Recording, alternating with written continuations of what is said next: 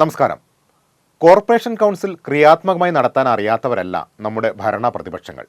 കഴിഞ്ഞ ദിവസത്തെ കൗൺസിൽ യോഗം ഇത്തരത്തിലൊന്നായിരുന്നു. പരസ്പരമുള്ള വെല്ലുവിളികൾ, ആക്രോശങ്ങൾ, ഉന്തും തള്ളും ഇങ്ങനെയുള്ള കലാപരിപാടികൾ ഒരുപാട് അരങ്ങിലെത്തിയിട്ടുണ്ട്. ഇരു കൂട്ടർക്കും അതിൽ പങ്കുമുണ്ട്. ജനകീയ വിഷയങ്ങളിൽ പ്രതിഷേധങ്ങൾ ഉയരുക സ്വാഭാവികം. ആ കടമ നിറവേറ്റാനാണല്ലോ പ്രതിപക്ഷം. പഞ്ചായത്തി രാജ് നിയമത്തിൽ ഭരണസമിതി എന്നേ ഉള്ളൂവെങ്കിലും കക്ഷി രാഷ്ട്രീയത്തിൻ്റെ ചരടുകളിൽ ബന്ധിപ്പിക്കപ്പെട്ട നമ്മുടെ പ്രാദേശിക ജനാധിപത്യ സംവിധാനത്തിൽ പ്രതിപക്ഷത്തിനും പ്രതിപക്ഷ നേതാവിനുമൊക്കെ ഇടമുണ്ട്.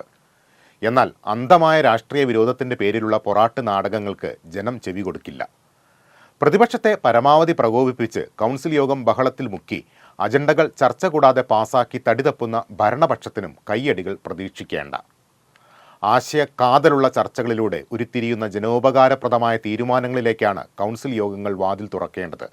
അങ്ങനെ മാത്രമേ തദ്ദേശ ജനാധിപത്യത്തിൻ്റെ അർത്ഥം പൂർണ്ണമാകൂ.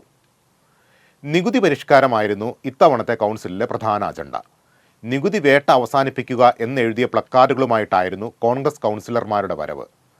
ചർച്ചയുടെ സമയത്തിന് നികുതി ഏർപ്പെടുത്തിയിരുന്നെങ്കിൽ കോർപ്പറേഷന്റെ ഖജനാവ് സമ്പുഷ്ടമാക്കുന്ന രീതിയിൽ മണിക്കൂറുകളോളം ചർച്ച നീണ്ടു. ഭരണം അവസാനിക്കാൻ കുറച്ചു കാലം കൂടിയേ ഉള്ളൂവെന്ന് മേയർ തന്നെ എല്ലാവരെയും ഓർമ്മപ്പെടുത്തി. പരസ്പരം കരിവാരി തേക്കാതെ ജനങ്ങൾക്ക് വേണ്ടി നല്ലത് വല്ലതും സംസാരിക്കണമെന്ന് ഉപദേശിക്കാനും അദ്ദേഹം മറന്നില്ല. ഇനി വരാനിരിക്കുന്ന ഇലക്ഷനകത്ത് നമ്മളൊക്കെ വീണ്ടും പലരും ഇതിനകത്ത് കാൻഡിഡേറ്റായിട്ട് വരേണ്ടവരാണ്. അപ്പോൾ പൊതുജനങ്ങൾക്ക് നമ്മളെ കുറിച്ചൊരു അഭിപ്രായം ഉണ്ടാകും. ഇനി എന്ത് ഈ നാടിന് വേണ്ടി നമ്മൾ പുരോഗതിയിൽ നമ്മൾ പങ്കാളികളായി എന്നൊരു തോന്നലുണ്ട്. അതൊക്കെ നമുക്ക് മനസ്സിലാക്കിക്കൊണ്ട് മുന്നോട്ട് പോകണം എന്നതാണ് എനിക്ക് നിങ്ങളോട് പറയാനുള്ളത്. അതുമാത്രം പറയരുത്. വാരിത്തേക്കാൻ സ്റ്റോക്ക് ചെയ്ത കിലോ കണക്കിന് കരി പിന്നെ എന്തു ചെയ്യും? പ്രതിപക്ഷ നേതാവ് രാജൻ പല്ലൻ തന്നെ തുടങ്ങിവെച്ചു. താൻ മേയറായിരിക്കെയുള്ള സുന്ദര സുരഭില തൃശ്ശൂരിനെക്കുറിച്ച് സംസാരിച്ചപ്പോൾ അദ്ദേഹത്തിൻ്റെ അന്തരംഗം അഭിമാനപൂരിതമായി. സ്വയം ഇരവേഷം എടുത്തണിഞ്ഞ രാജൻ പല്ലൻ LDFനെ വേട്ടക്കാരുടെ കൂട്ടത്തിൽ നിർത്തി വികാരഭരിതനായി. തൻ്റെ കാലത്ത് നടത്തിയ വികസന പ്രവർത്തനങ്ങളിൽ അരിശം പൂണ്ടാണത്രേ ഇടതിൻ്റെ ഈ സാഹസം. നികുതി പരിഷ്കരണത്തിൽ ഹൈക്കോടതി വിധി അംഗീകരിക്കണമെന്നും സുപ്രീം കോടതിയിൽ പോകരുതെന്നുമായിരുന്നു പ്രതിപക്ഷത്തിന്റെ നിലപാട്. ദയവ് ചെയ്ത് ഈ കൗൺസിൽ ഐക്യകണ്ഠമായി തീരുമാനമെടുക്കണം. സുപ്രീം കോടതിയിൽ പോകാൻ അനുവദിക്കില്ല. സുപ്രീം കോടതി നിങ്ങൾ പോകില്ല എന്ന് തീരുമാനം ആദ്യമായി എടുക്കണം. ഹൈക്കോടതിയുടെ ഡിവിഷൻ ബെഞ്ചിന്റെയും മറ്റു വിധികളും പൊതുവിധികളും ഈ കൗൺസിൽ അംഗീകരിക്കണം. ഞാൻ മേയറുടെ കുറിപ്പില് വെല്ലുവിളിക്കുന്നു. ഉത്തരവാദിത്തം എന്റെയാണെങ്കിൽ ഞാൻ ഏറ്റെടുക്കുന്നു. നികുതിയിൽ നിയമപോരാട്ടം തുടരാൻ തന്നെയാണ് കോർപ്പറേഷന്റെ തീരുമാനം. കോർപ്പറേഷന്റെ ഉടമസ്ഥതയിലുള്ള ബിനി ടൂറിസ്റ്റ് ഹോം സ്വകാര്യ വ്യക്തിക്ക് കൈമാറിയ വിഷയം ചർച്ചയ്ക്ക് വന്നപ്പോൾ ഭരണപക്ഷം വെട്ടിലായി. ഡെപ്യൂട്ടി മേയർ ML റോസിയും ഭരണപക്ഷത്തെ CP പോളി, ഷീബ ബാബു എന്നീ കൗൺസിലർമാരും പാളയത്തിൽ പടയിളക്കി.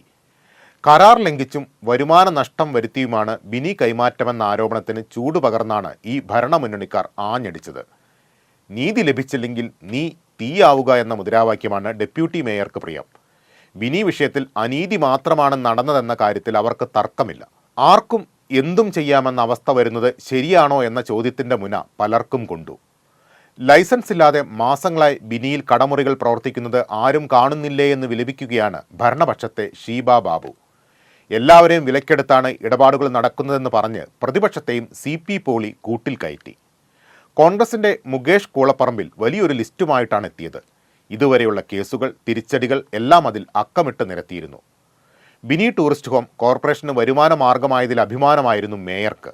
വിഷയം അടുത്ത കൗൺസിലിൽ അജണ്ട വെച്ച് ചർച്ച ചെയ്യാൻ തീരുമാനിച്ചതോടെ ബിനിയിൽ ഇനിയും വിവാദങ്ങൾ ഒരുപാട് വിരുന്നുകാരായി എത്തും.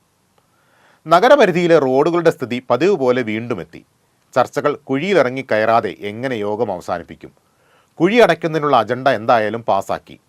കുഴി കാരണം അപകടത്തിൽ മരിച്ച വിഷ്ണുദത്തിൻ്റെയും ഏബലിൻ്റെയും കുടുംബങ്ങൾക്ക് നഷ്ടപരിഹാരം നൽകണമെന്നായിരുന്നു കോൺഗ്രസിലെ ജോൺ ഡാനിയലിൻ്റെ ആവശ്യം.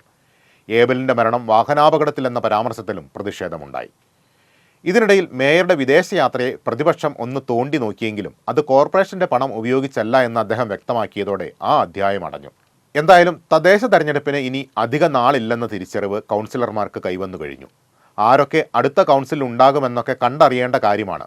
ഇറങ്ങിപ്പോരും മുൻപ് ജനമനസ്സിൽ കുറച്ച് നല്ല നീക്കിയിരിപ്പ് വേണമെന്ന് ആരാണ് ആഗ്രഹിക്കാത്തത്?